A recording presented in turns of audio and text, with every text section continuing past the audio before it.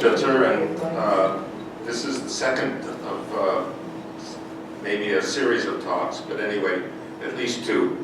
So I want to talk about William Boeing's aerial years. There are only 19 of them. He was only connected with the company from 1916 to 1934, and it doesn't end happily. So, as a spoiler alert, here we are. This picture is of a parade in 1915, the year before the company started. And it's the picture of the preparedness parade.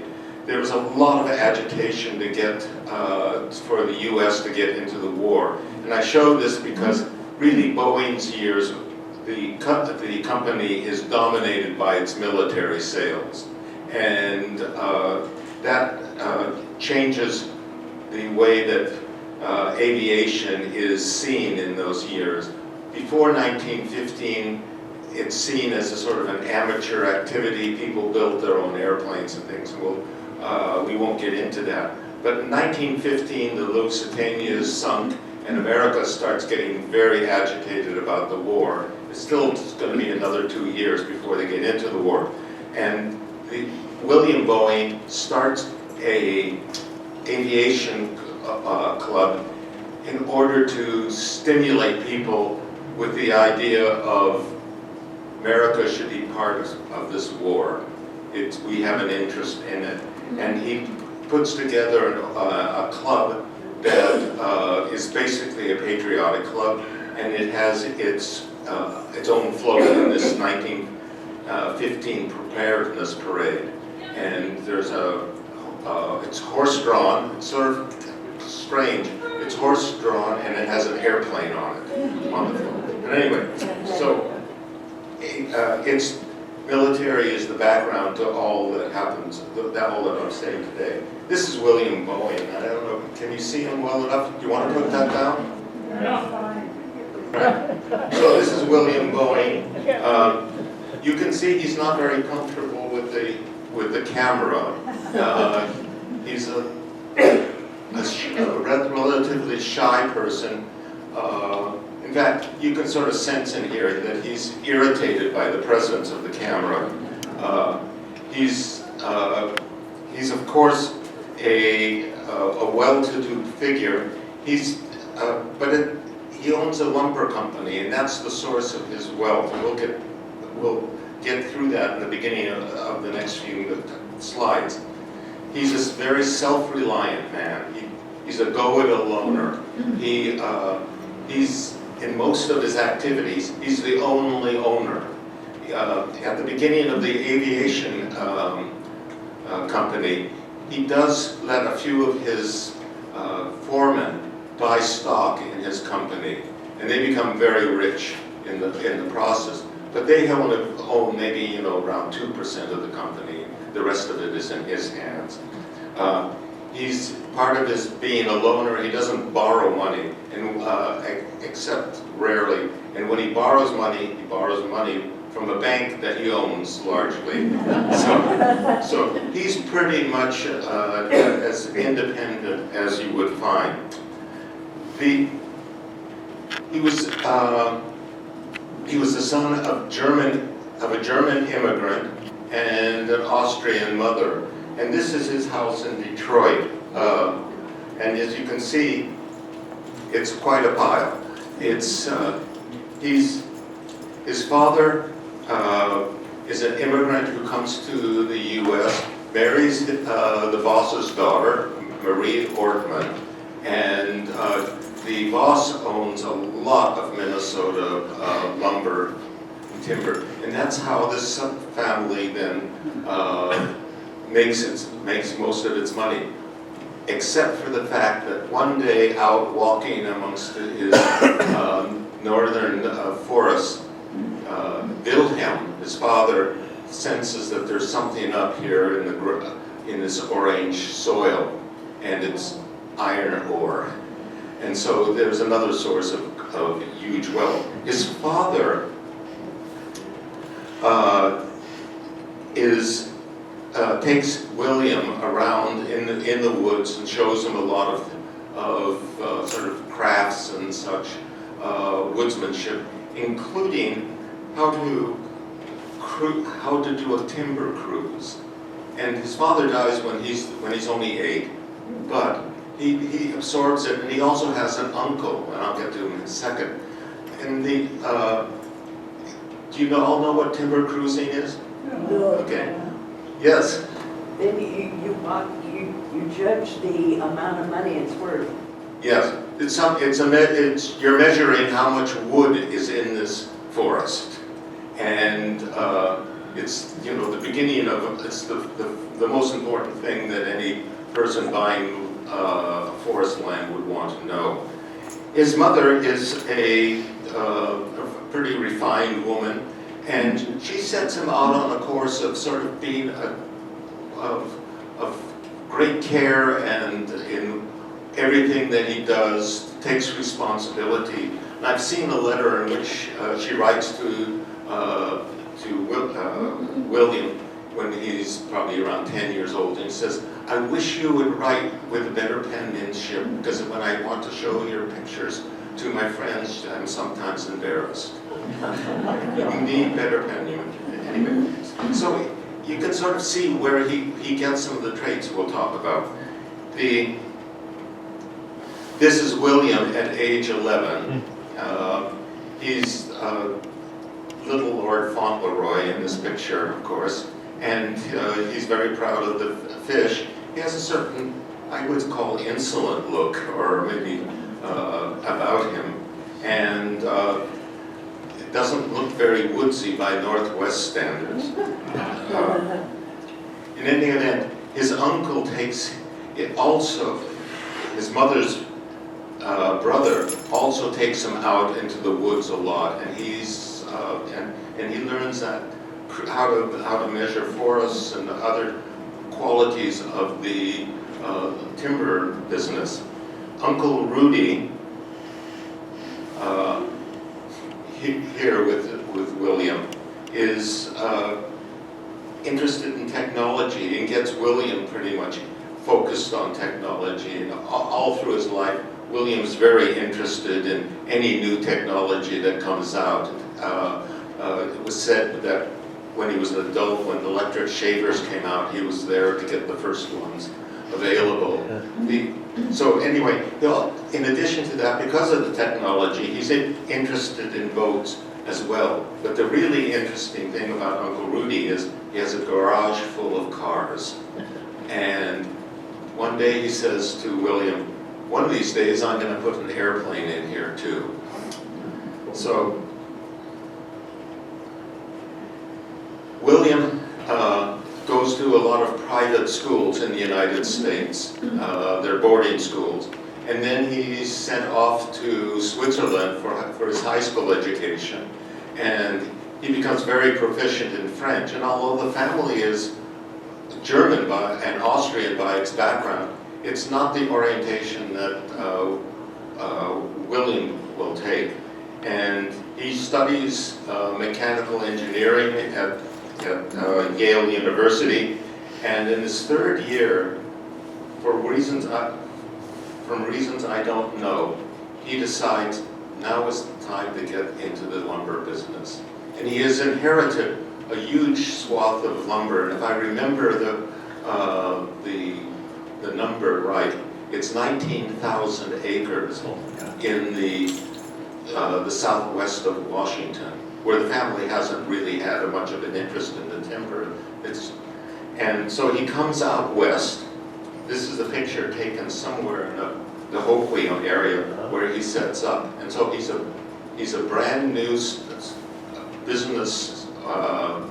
He has a brand new business startup, and within 5 years, he has made it so successful that he moves to Seattle. We'll get to that in a minute. But so he's learning the business. He's learning the ways of the business, which are not very easy because the lumber business goes up and down a lot in those days. And so he has to learn that, and he has to learn the accounting systems of it, and he has to know how to sell lumber, and he has to, all the things. It's not an easy business to run. So, but within 5 years, he has trained his staff so well that he can leave the Hoquiam and move to Seattle. And this is him in Seattle about 1915. He's been here about 6 years. He's a bachelor at this point. He likes his suits. It's quite nice. He's always pictured with a cigarette, or almost always pictured with a cigarette in his hand. He's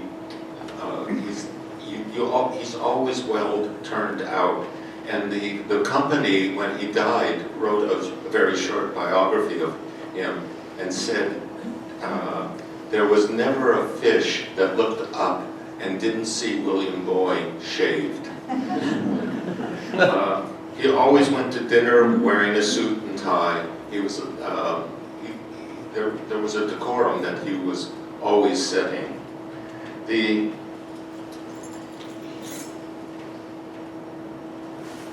This was probably his closest friend in the early years, a man named Conrad Westervelt, and in 1910 there were some air meets around the country, and both of them went there, and they thought about aviation, but it was still in that amateur era, and they didn't see any real purpose in aviation, just to go up and mess around in the air. And so they didn't do anything. And about 1915, they decide that they're going to do something about aviation. That's the same year as that preparedness parade. The military interest has already caught on. And so they decide that they're going to build 2 airplanes for themselves.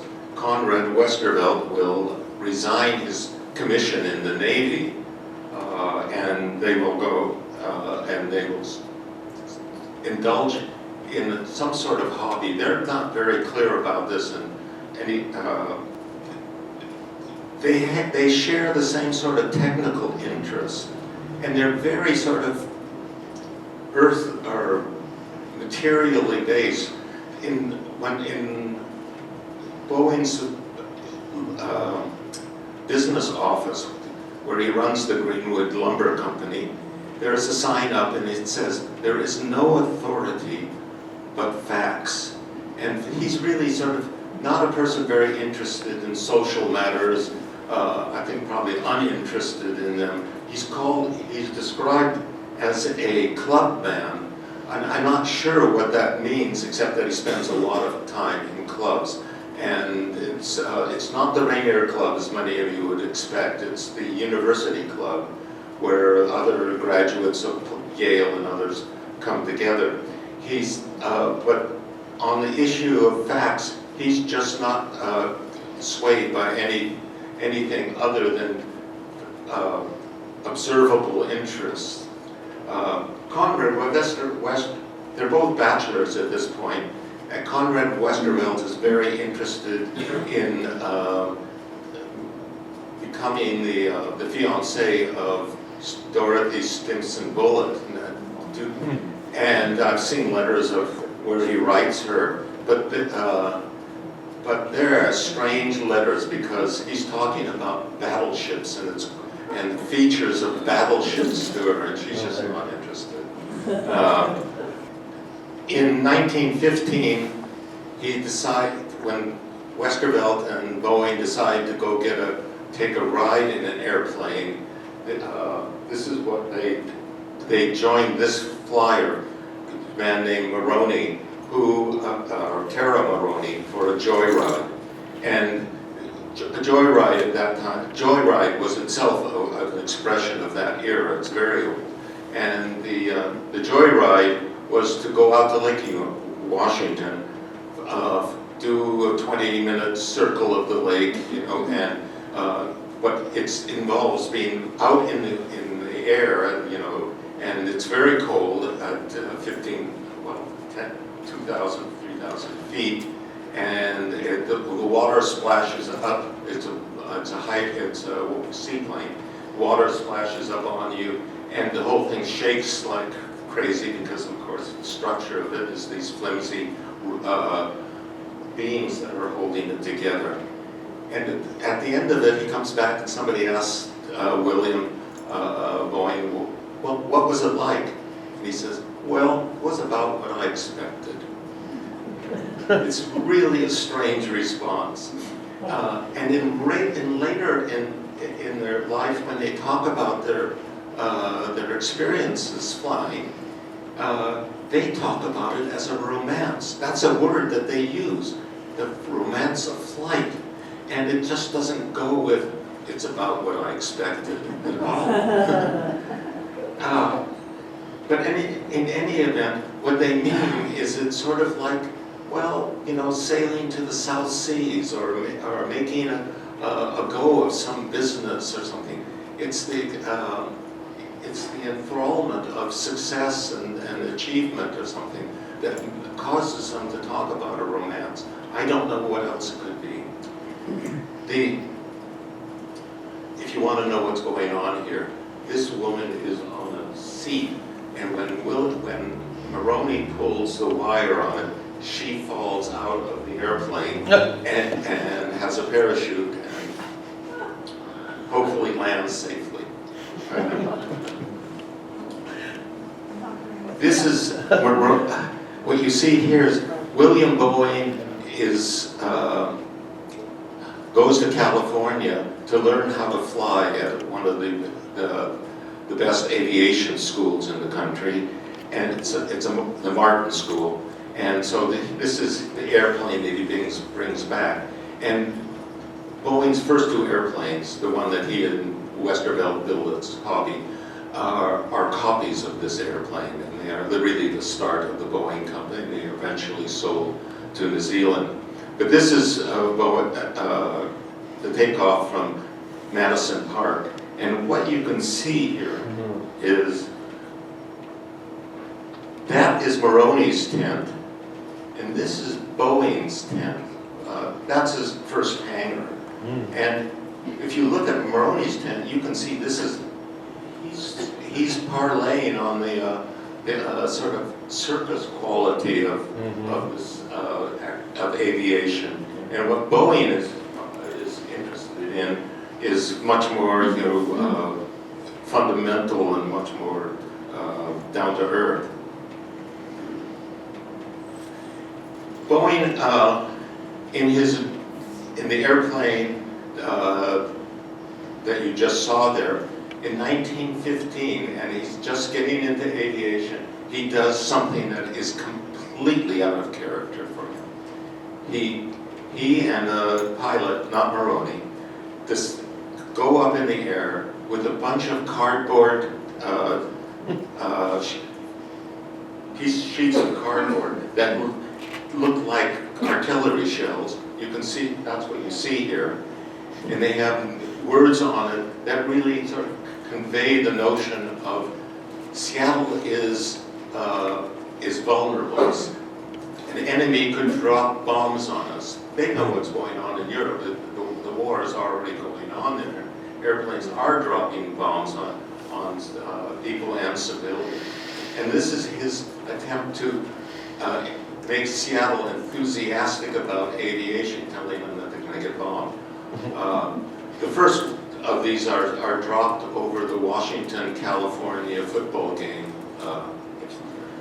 And it causes quite a sensation.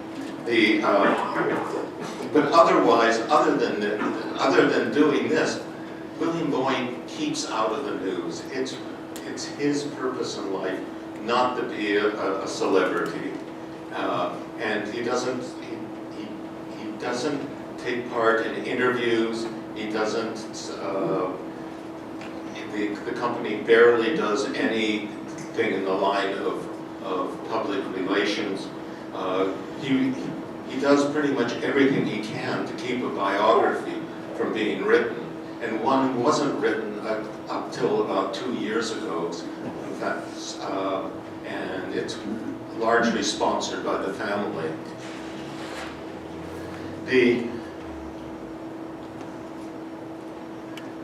This is the first production airplanes are the Model Cs, and this is a post-war picture. 50 of these airplanes were built during the war. They were ordered by the Navy.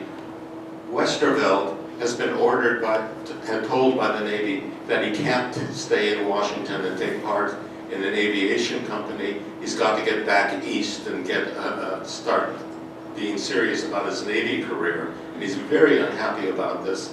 He goes into the deputy secretary of the Navy's office and tries to resign. And the deputy says, well, the deputy doesn't say anything. He walks out of the room and leaves him there. And the deputy secretary was Franklin Roosevelt. And it's an indication of Westervelt's sort of unsocial manner and the Navy was probably a good place for him to be. Anyway, this picture is of the post-war when the Canadians asked him, we're having a celebration up here and we'd like to fly some letters back to Seattle. And after a couple tries, William Boeing and this aviator, his test pilot, bring back a bag of around 60 or 80 letters, and it's the first international mail in North America. So anyway,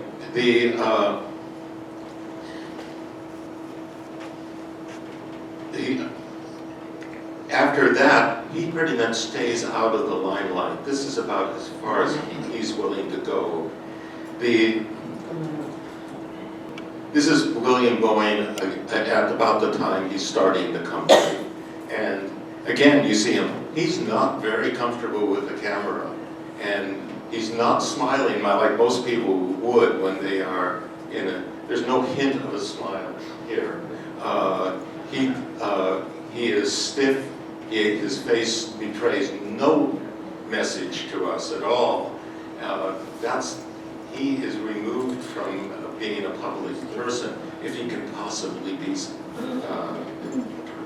He's a perfectionist, he's withdrawn, he's reticent. The Greenwood Lumber Company is doing just fine. It's much bigger than the airplane company, and it will remain bigger for years to come.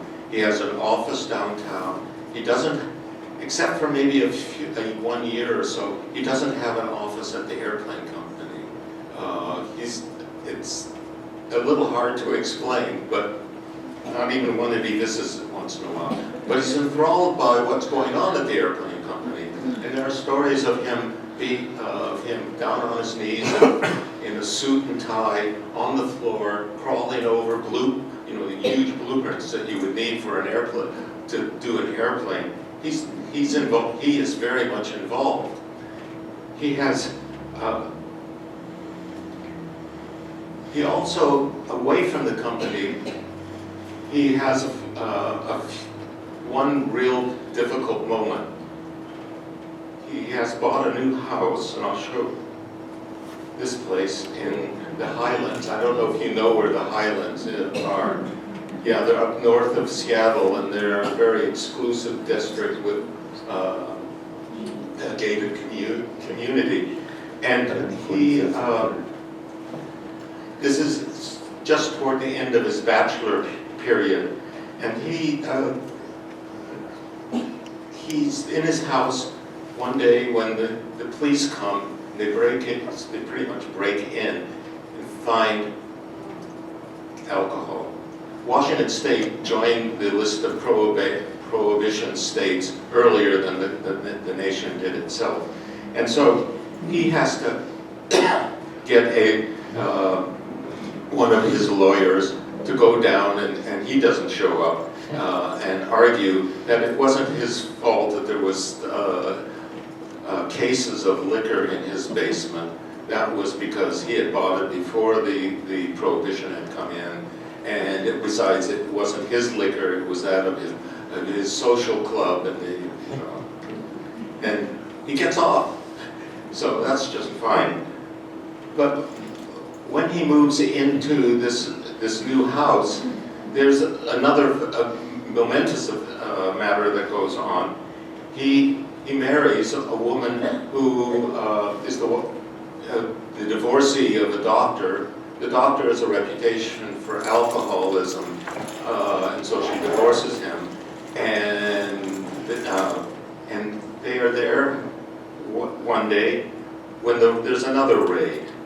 And this time it's for the same thing, except it's a federal raid, and so it's the nation has joined the prohibition ranks, and it's not too easy to get off because he has been wiretapped because he's been buying cases and cases of liquor from Roy Olmsted. Now I have to tell you a little bit about Roy Olmsted. Roy Olmsted was probably America's best bootlegger, and his men never carried guns. They controlled the Seattle market, but eventually in a questionable event, action, the federal government wiretapped them, and they got William Boeing ordering cases of liquor. So William really doesn't have any choice, and he testifies against Olmsted, and that ended their relationship. Because Olmsted went to McNeil Island for a fairly long time. Anyway, he and his wife, I think, have a problem with alcohol that doesn't have to do with prohibition. Anyway, he also has this huge yacht, the Taconite. It's the second of two yachts, and she already has two sons by her first marriage, but they have a young, and it's their only child, a young son named Bill, also Bill Jr. This is about the time of when kidnappings were possible, were popular, and they get very worried at one point, and they put young Billy onto the boat and to keep him safe. And then when he goes to school, they send him to California to go to a private school where he pretty much won't be known or identified. And they take this boat up to Alaska very often, and so they spend their summers up there. And when they spend most of their time fishing, and when they want to see something new, they call back to Seattle on the radio telephone and ask that their airplane be sent up, and it comes and picks them up and takes them into some of the lakes up above in the interior.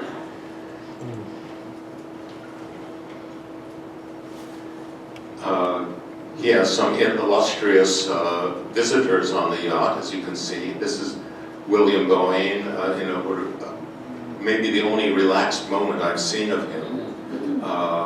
And with Mrs. Boeing, and the person, of course, in the hussar pants is Amelia Earhart. But there are lots of others who are connected with, who come and join. And I've never been able to find out who they are. I once knew the granddaughter of William Boeing, and I asked her about this. Who else do you know? And William Boeing, private as he was, saved most of the pieces of his correspondence. There was something like 135 banker's boxes, the last I heard, that he had gone to them. And she's, who are the others? And it would make a great biography. You should write it. Somebody should write that. And you have to look at me when I'll tell you this. She says, "Oh, I couldn't talk about it." So although they published a biography, we don't know really that about basically 20, maybe about 10 years of the 20 years that he was with the company. The company is, as I've mentioned a couple times, a military company or a military provider. And they build, and through most of William Boeing's life, they build airplanes like this. They are biplanes, two wings in other words, fighter planes with the biggest engine that you can put on the smallest airplane. And they vary, they look a little bit different one way or another. Some of them have this type of engine, some of them have another type of engine, and they just sort of slowly progress as they become more modern. They have the landing gears, first wood, then it's steel, then it's bolted aluminum, then it's welded aluminum. It's a very slow progression. It isn't really sort of radical changes one after another. I'm going to take you through the factory in the next couple pictures. This is William Boeing going through the factory. He's not trying to look like one of the guys or one of the workmen.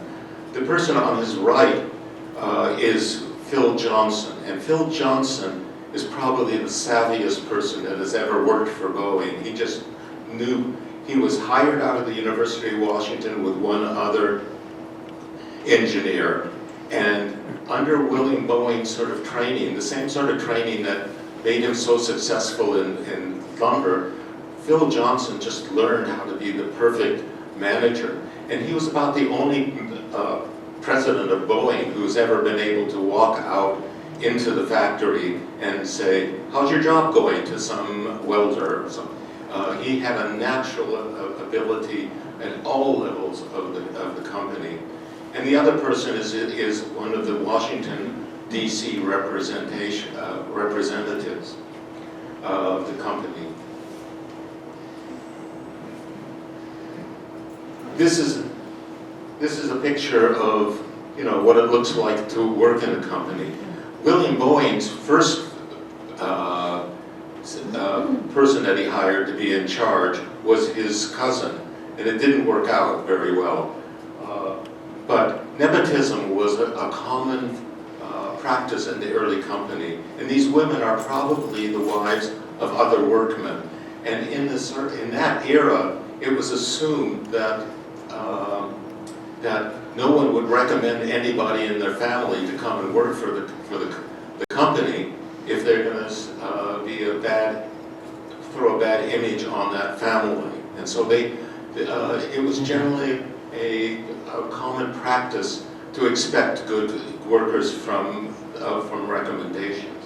It's no longer, or at least when I was there in the 90s, it was sort of the opposite. You didn't ever recommend anybody because it also led to bad troubles.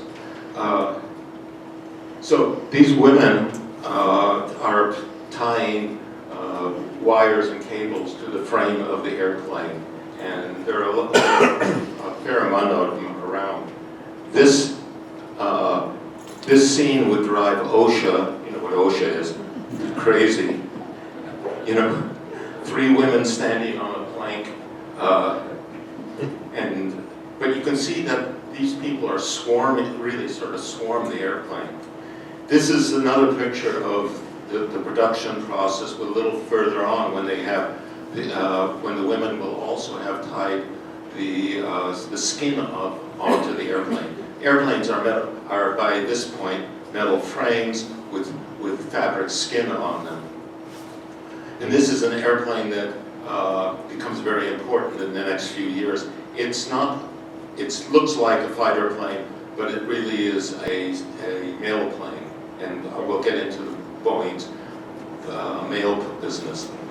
And as you see, there's a line of those planes going out. This is not mass production by any means. This is, each airplane will get a little bit of tagged onto there's a line, and then they will, and they don't come out in order at all. This is not like coming down an assembly line. And it's important to mention that it's batch production. So the military will order 30 airplanes, and so suddenly all those women will get notices to come back to the company, and they will be there to finish off these airplanes, or the men will be as well. And then there will be a break. There will be no orders from the military. And then there'll be another order of batch production, and then that goes back and forth. And it means, you know, a pretty disrupted life for those women. How did William Boeing know how to do this? I think he did because he was in the lumber business, and the lumber business showed the same sort of instability, and he knew how to staff and finance through these bad periods. Let's look at the outside of this company. So this is the factory, fairly well in the later 30s, maybe in about 1932, 33, and it's down on the Duwamish. You can see the river in the background here, okay? And it's not just because it's where it's located on the Duwamish and that it floods occasionally and those types of things. It's the worst place in the U.S. to build airplanes, and that's because it's Seattle. Seattle is too far from its customer. The customer is in Washington, D.C., of course, and so that's one of the problems. Another problem is it's too far from its people who sell it things. It adds to the cost of the airplane to ship every tire out to the West Coast, and it's too far from the best universities. Even though University of Washington is developing a aviation department, and so these are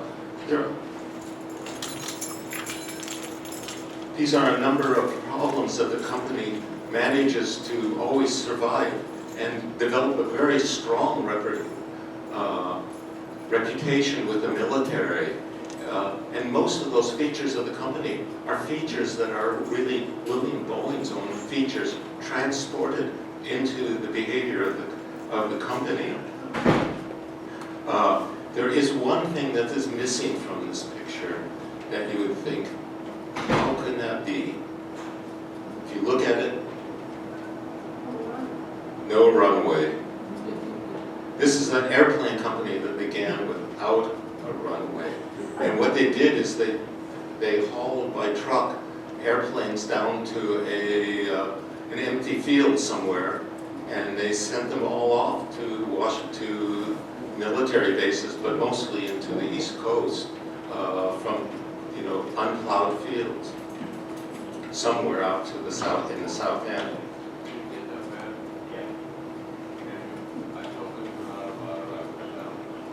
This is a 1920, as you see, a 1928 picture. Lindbergh has flown the Atlantic, and it is in the shadow of Lindbergh that cities all over America are building airports, and Seattle has its airport, and they name it after William Boeing, and he's there to launch this. I mean, this is strange. He's coming out and being a public figure.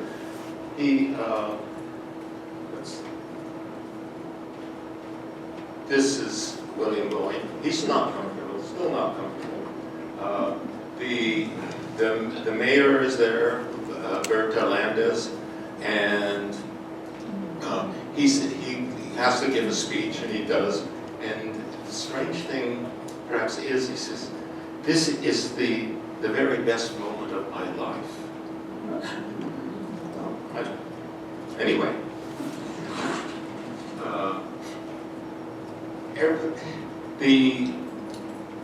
The airplane technology has gotten much better, mostly because there are better engines. And in the East Coast, the Pratt & Whitney has started building big, powerful air-cooled engines. And this is William Boeing with Frederick Rentschler, the head of Pratt & Whitney. And what so those early mail planes that I showed you in the batch production, they are getting they're getting Pratt & Whitney engines into into them and put in them, and they will, Boeing and Rentschler have a really good relationship on that, and they say, well, why shouldn't we just merge our companies and have a closer relationship? And so they do that, and they create United Aircraft and Transport Company. Now, William Boeing, with the mail route, has already had the had the route from San Francisco to Chicago. It's the longest part of the early mail system. And then he starts, when with Rentschler, they start adding additional pieces to this route. And what you see here is the first annual report and a brochure on the what was the Boeing mail system, air system before, and now it's become United Air. And so you can see the route here a little bit later without, this is what the original route is, just this, and then to Chicago, and then he buys up National, and he buys up Gorst, who's down here. And the two of them start buying up pieces of manufacturing and airmail routes and passenger routes, and they and this is about 1928, 29, a really bad time to be buying these things because they're going to overpay. This is the end of the Roaring '20s. Okay, so they will have a very dominant position in the air industry. This Rentschler's engines are so good, they decide that they have enough power to build airplanes that aren't covered with fabric, but have a metal skin. And if you can, but the skin is really thin. If you really want to, it's about 5 times thicker than the aluminum foil that you have in your kitchen. But it's like an egg, you know, it's a solid, it has this real solid feel to it because of its shape and the bends in it. This is the first modern, this is the way it's described, first modern airliner, and it holds around 9 to 10 people. It has all the modern features. It has retractable landing gears. It has a thick single wing. It doesn't have it's not a biplane.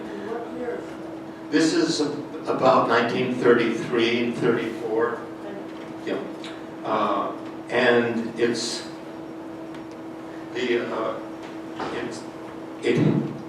Boeing has made one serious mistake. When they were designing this, they were relying on wind tunnel data that they had gotten from that they had obtained by using the Caltech wind tunnel. And Caltech had a fairly close relationship with Douglas. And so this airplane, although it looks like it's going to sweep the field in sales, does not do that.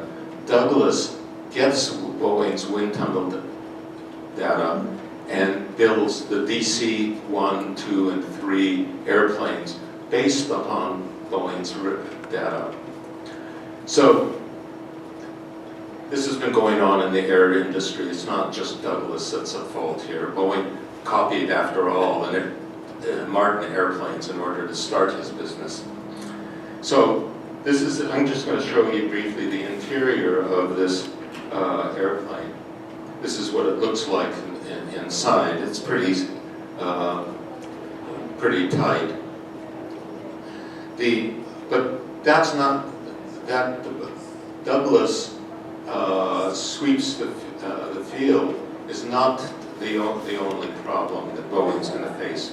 And so we're going to get to the end, pretty much, of Boeing's story here.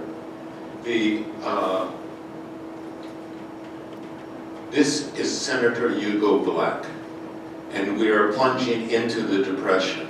And in 1933, of course, Franklin Roosevelt becomes president.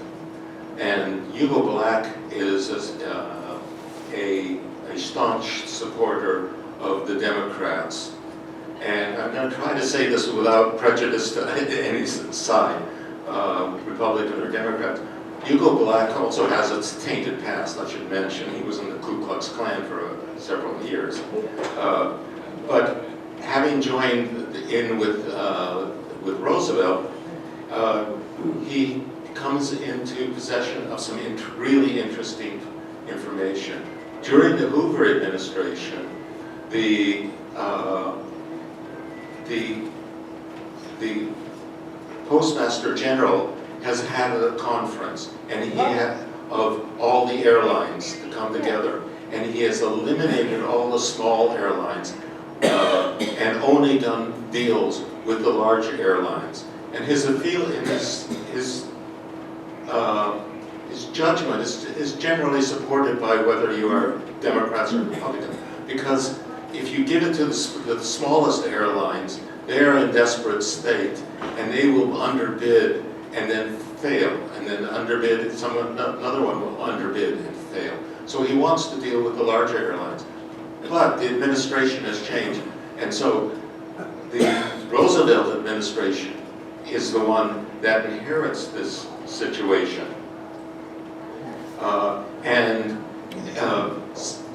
A Republican, very right-wing Republican reporter leaks this to Hugo Black. Hugo Black, I should also mention later, was a Supreme Court justice. Hugo Black makes a big thing out of this and holds hearings about how the manipulated the airmail business has been. And he starts at a Senate investigation into what's going on. And it's it has definitely a strong quality of big government against big business. And so this is the Senate hearing room. This is not the particular hearing. This is what I could get off the web of a hearing room. But the hearing room is filled with reporters who want to carry this information. The airplanes always gather crowds of reporters.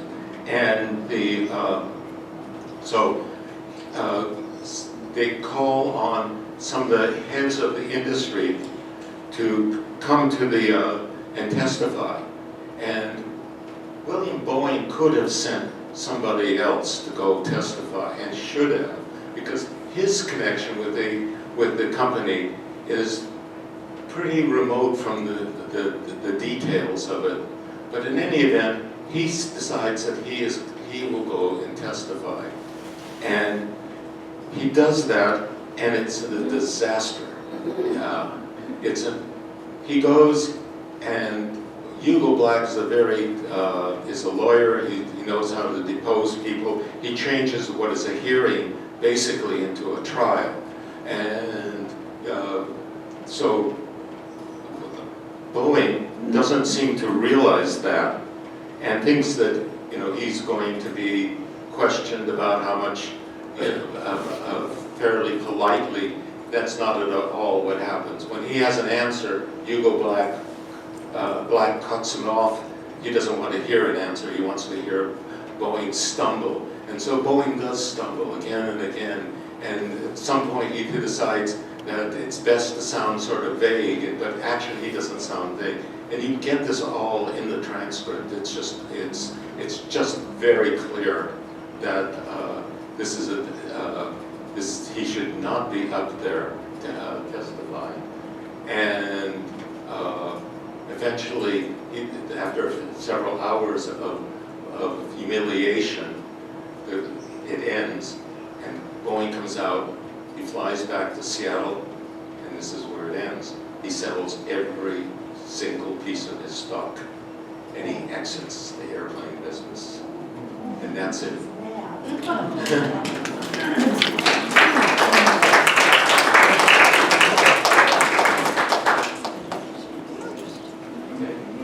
So you might have some questions. Yeah, just the one, Bill Jr. And Bill Jr. died around 5 years ago. He has several grandchildren, but I don't know how many. Yes? I'm struck by the similarities between the inherited wealth of Boeing from the Boeing ancestry and mega billionaires, mega billionaires Yeah. today, who often, not always, but often are also they gain by the wealth of grandparents and parents that leads to then their success. I was wondering though, there was one picture, now I can't remember just one, but it was Boeing and another person that may have been one of the other aircraft or the engine, and you mentioned an employee or a person located in Washington. Yes. I was wondering if, in other words, that was a lobbyist, which We then would- would add to the question. Well, the company calls him a representative, but Yeah, I know obviously they a should. lobbyist. And I think recently, there was, these numbers are questionable, but Boeing was supposed to, present-day Boeing Company had the most lobbyists in Washington of any company. And I think they needed them all, but they still didn't help. They needed engineers, not lobbyists. Yeah. Did you have anything further on that? Just, with the war, and thank you for pointing out 1950, war had already begun, but certainly you started with visionaries recognizing what role aircraft would play in the future. Yes.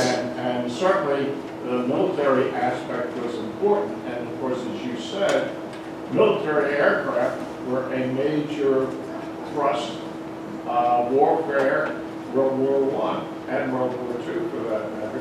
So there must have been tremendous opportunities for success. Yeah, that's something it's really interesting. Boeing is wedded. He is almost riveted to the airplane idea. When I mentioned romance of the airplane, and there are lots of other people who, Clement Keyes, the owner of the Cord of Auto Industries and such, who get into the aviation business on the expectation that there's going to be a lot of money in there. And then when it goes up and down and they bail out, and it really, Boeing hated those other money bags. The people who made the money for the next 30 or 40 years were engineers, people who were dedicated to the aviation business. And Boeing was probably the only money bags who was successful at it.